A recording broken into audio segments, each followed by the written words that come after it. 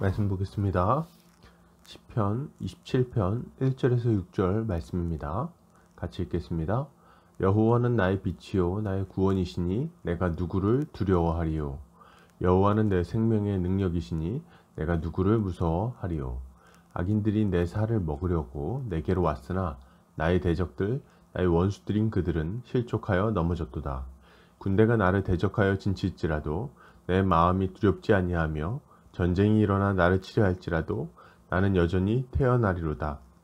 내가 여호와께 바라는 한 가지 일 그것을 구하리니 곧 내가 내 평생에 여호와의 집에 살면서 여호와의 아름다움을 바라보며 그의 성전에서 사모하는 그것이라. 여호와께서 환난 날에 나를 그의 초막 속에 비밀히 지키시고 그의 장막 은밀한 곳에 나를 숨기시며 높은 바위 위에 두시리로다. 이제 내 머리가 나를 둘러싼 내 원수 위에 들리리니 내가 그의 장막에서 즐거운 제사를 드리겠고 노래하며 여호와를 찬송하리로다. 아멘. 시편 27편 1절에서 6절까지 초막 속의 평안이라는 제목으로 말씀 보겠습니다. 우리는 이 땅에서 여러 가지 어려움을 당하게 됩니다. 그리고 어떤 어려움들은 우리에게 큰 두려움을 불러일으키죠. 마치 우리의 인생이 완전히 망해버릴 것 같다는 두려움이 생긴다는 말입니다. 우리는 이런 두려움을 만날 때 무엇을 기억하고 기도해야 될까요? 함께 살펴보겠습니다. 오늘 시편 기자는 이렇게 고백합니다. 여호와는 나의 빛이요 나의 구원이시니 내가 누구를 두려워하리요. 여호와는 내 생명의 능력이시니 내가 누구를 무서워하리요. 그는 하나님이 자신의 빛이요 구원이라고 고백합니다.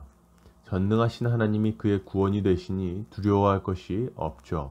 그는 하나님이 자신의 생명의 능력이 되심으로 아무것도 두려워하지 않는다고 말합니다. 사실 평온할 때에야 누구라도 이렇게 고백할 수 있을 것입니다. 문제는 지금 그의 주변에 두려움을 일으킬 만한 일들이 많이 일어나고 있다는 거죠.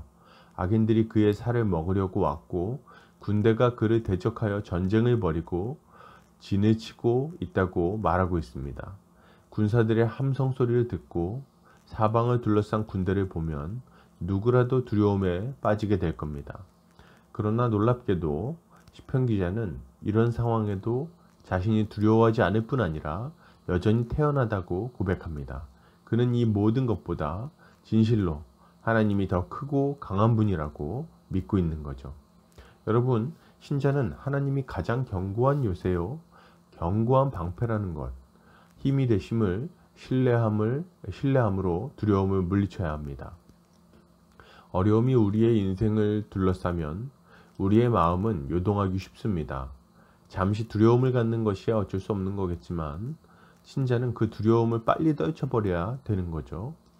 전능하신 하나님을 믿는다고 말하면서 늘 두려움에 벌벌 떤다면 불신자들의 비웃음을 살 수밖에 없을 겁니다. 그렇다면 우리는 어떻게 두려움을 떨칠 수 있을까요? 하나님이 어떤 분이신지를 깊이 생각해야 되겠습니다. 그분의 능력과 지혜, 권세와 영광을 깊이 생각해야 합니다. 그리고 이 하나님이 우리의 아버지가 되심을 다시 한번 생각해야 하는 거죠. 이렇게 할 때 신자는 모든 두려움을 떨쳐버릴 수 있을 것입니다. 계속해서 보겠습니다. 시편 기자는 이렇게 말합니다. 내가 여호와께 바라는 한 가지 일 그것을 구하리니 곧 내가 내 평생에 여호와의 집에 살면서 여호와의 아름다움을 바라보며 그의 성전에서 사모하는 그것이라. 시편 기자는 자신이 평생에 여호와의 집에 거하며 그의 아름다움을 바라보기를 원한다고 고백합니다. 그리고 그는 하나님께서 환난 날에 자신을 그의 초막 속에 지키실 것이라고 믿습니다. 하나님께서 자신의 초막과 장막 은밀한 곳에 숨기시면 어떠한 존재도 자신을 해할 수 없다고 믿는 거죠. 여러분, 신자는 환난의 시기에 전능하신 하나님의 보호하심 안에 거하게 해달라고 기도해야 합니다. 다윗은 자신이 하나님의 장막이나 하나님의 초막이나 하나님의 장막에 숨으면 안전할 것이라고 믿었습니다.